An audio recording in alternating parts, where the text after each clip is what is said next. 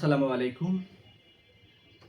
আজকে যে অঙ্কটা আপনারা বোর্ডে দেখছেন এটা হচ্ছে সূচকের ১৬ নম্বর অঙ্ক। খুব ইম্পর্টেন্ট একটি অঙ্ক। আপনাদের এসএসসি পরীক্ষা এবং যেকোনো পরীক্ষায় প্রতিযোগিতামূলক পরীক্ষায় এই ১৬ নম্বর অঙ্কটি এসে থাকে। সালে এসএসসি পরীক্ষা দিবেন তাদের জন্য একটি গুরুত্বপূর্ণ অঙ্ক এবং আপনি এই অঙ্কটি যদি করতে পারেন তাহলে আপনার ৪ মার্ক কমন আসবে অথবা এমসিকিউতে আরও ২ মার্ক থাকতে পারে। তার মানে আমি এই অঙ্কটা বলব যে অনেক ইম্পর্টেন্ট অঙ্ক। বলব না হুবহু আসবে, কারণ সৃজনশীল অঙ্ক কখনো হুবহু কমন আসে না। আপনি যদি এই অঙ্কটা করেন বা করে থাকেন তাহলে এই অঙ্কের টাইপে ভিন্ন কিছু অঙ্ক পাবেন। দেখবেন আপনি আপনার টেস্ট পেপার খুলে এই অঙ্কটা দিয়ে অনেকগুলো সৃজনশীল আছে। তাহলে আসি আমরা অঙ্কের সমাধানে।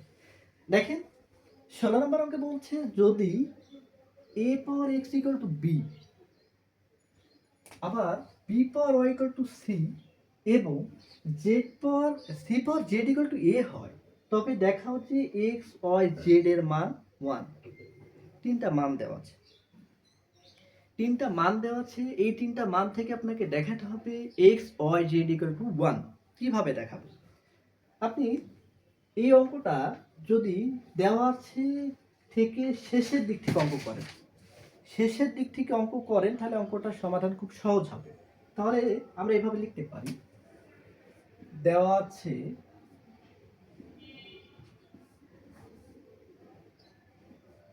a power x equal to b, b power y equal to c এবং c power z equal to a।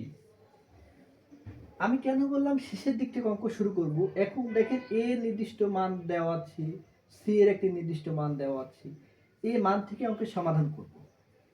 তাহলে দেখেন এই আমাদের একটি নির্দিষ্ট মান মনে করি, এখান থেকে যদি সমাধান করি তাহলে কি আসে? শুধু এখানে খেয়াল করেন c power z equal to a, c power z equal to a, c এর একটা নির্দিষ্ট মান দেওয়া আছে না? c এর মান কত দেওয়া আছে? ওই যে b পাওয়ার y। তাহলে এখানে শুধু c এর মান বসান আপনি। তাহলে c এর মান কত? b পাওয়ার y। এরপরে c এর পাওয়ার কত ছিল? z equal to 1। যদি না বুঝেন আবার খেয়াল করেন, আপনার শেষেরটা দেওয়া ছিল হচ্ছে c power z equal to a, c power z equal to a, c এর পুরে পাওয়ার কত? z। কিন্তু c এর তো একটা নির্দিষ্ট মান আছে, মানটা কত দেখেন? c এর নির্দিষ্ট মান কত দেওয়া আছে? b পাওয়ার y। ওই যে শুধু c এর মান বসান, শুধু c এর মান হচ্ছে b পাওয়ার y। ওই যে শুধু c এর মান b পাওয়ার y, আর এই যে তারপরে z কত? z হচ্ছে c এর পাওয়ার, তাহলে পাওয়ার হচ্ছে z। আবার খেয়াল করেন এইখানে যেটা জানি আমরা সেটা হচ্ছে পাওয়ারের কোনো কিছু যদি পাওয়ারের উপরে পাওয়ার থাকে, m পাওয়ার n, পাওয়ার হচ্ছে n ইকুয়াল টু পাওয়ারের উপর পাওয়ার থাকলে পাওয়ার গুণ হয়ে যায়, পাওয়ারের উপর পাওয়ার থাকলে কি গুণ হয়ে যায়, এটা আমরা অনুসিদ্ধান্ত জানি। তাহলে দেখেন b পাওয়ার y পাওয়ার z, তার মানে b পাওয়ার y z পাওয়ার কি গুণ হয়ে গেছে ইকুয়াল টু a। এখন আপনি খেয়াল করেন তো আপনার এখানে b এর কোনো নির্দিষ্ট মান দেওয়া আছে কিনা? b এর একটা নির্দিষ্ট মান দেওয়া আছে, সেটা কত? a power x। শুধু b এর মান বসান, শুধু b এর মান কত? a power x। b এর উপর পাওয়ার কত ছিল? y z ইকুয়াল টু কত? a। বুঝলেন? দেখেন শুধু b এর মান বসিয়েছেন, আপনি শুধু জানেন যে b এর মান কত? a power x। তারপরে পাওয়ার কত আছে? b এর পাওয়ার কত আছে? y z। ওই যে শুধু b এর মান বসিয়েছেন হচ্ছে আপনি a power x, a power x, তারপরে পাওয়ার কত? y z।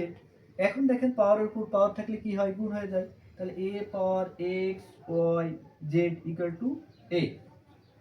আপনি এখন খেয়াল করেন যে কোনো কিছু যদি বেস সেম হয় তাহলে তো তাদের পাওয়ার তো থাকবেই, কিন্তু আপনি এখানে খেয়াল করেন কোনো কিছু পাওয়ার নাই মানে পাওয়ার কত? 1।